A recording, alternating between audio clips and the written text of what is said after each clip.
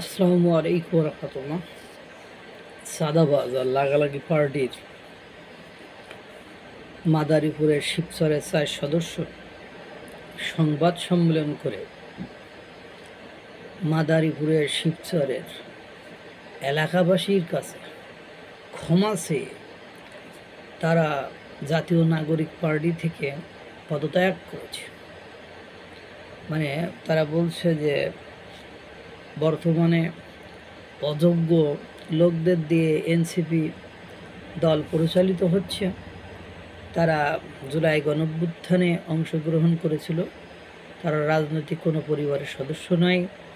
পরে দেশকে একটা সমৃদ্ধ ও উন্নত দেশে পরিণত করার জন্য, দেশের কল্যাণ ও মঙ্গলের জন্য প্রথমে জাতীয় নাগরিক কমিটিতে যোগদান করে। পরবর্তীতে যখন জাতীয় নাগরিক পার্টি ন্যাশনাল সিটিজেন পার্টি গঠিত হয়, তখন সেই দলের সদস্য হয় তাহারা।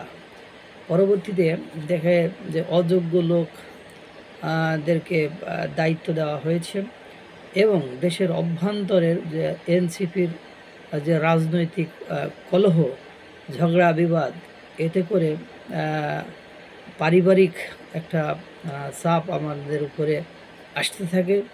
আমরা পারিবারিক চাপে এবং দলের এই অভ্যন্তরীণ কোন্দল ও কর্মকাণ্ডের কারণে মানসিকভাবে বিপদগ্রস্ত হয়ে যাচ্ছে।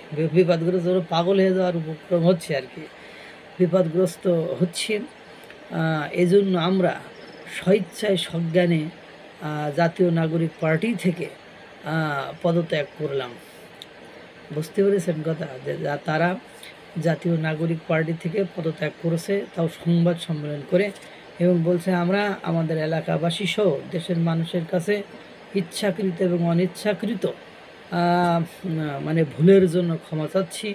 আমাদের ক্ষমা সুন্দর দৃষ্টিতে দেখবেন, কারণ তাহারা বুঝতে পারিয়াছে এনসিপি রাজনীতির ইতি ঘটিয়াছে। কারণ 3রা আগস্টের পরে আর এনসিপি রাজনীতিতে যারা ইনভলভ থাকবে তাদের আসলেই একটু মানে পাবনার দিকে, হিমায়তপুরের দিকে যাওয়া উচিত হবে। কারণ এই রাজনৈতিক দল মানে বিশেষ করে 3রা আগস্টে শহীদ মিনারের জনগণের উপস্থিতি, 5ই আগস্টে ডক্টর ইউনূস যে ঘোষণাপত্র পাঠ করেছে, এরপরে মানে দেশ জাতি সকলেই বুঝতে পেরেছে যে ঘটনা কোন দিকে যাচ্ছে এবং পরিবেশ পরিস্থিতি কিভাবে ঘোলাটে হচ্ছে। এবং এনসিপির রাজনীতির বড় জোর দৌড় হলো গণ অধিকার পরিষদ, অর্থাৎ ভিপি নূর পরিচালিত গণ অধিকার পরিষদের মতোই হবে।